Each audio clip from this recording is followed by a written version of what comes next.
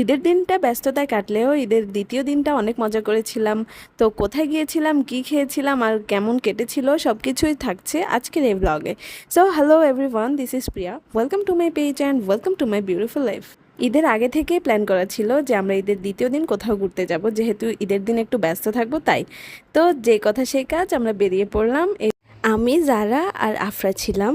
আর গুগলে ফেসবুকে অনেক জায়গায় স্ক্রল করার পর অনেকগুলো রেস্টুরেন্ট খুঁজছিলাম, কিন্তু উত্তরার মধ্যে প্রায় রেস্টুরেন্টে যাওয়া হয়েছে, কেএফসিতেও যাওয়া হয়েছে, কিন্তু এটা কাছে ছিল এজন্য এটাতে আসা হয়েছে, দূরে আর যাই নাই।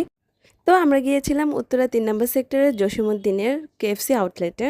তারপর কিছুক্ষণ বসে কম্বো চুজ করছিলাম। তো আমরা 3টা কম্বো নিয়েছিলাম 499 টাকা করে। আর এই কম্বোটা আমার কাছে বেস্ট কম্বো মনে হয়।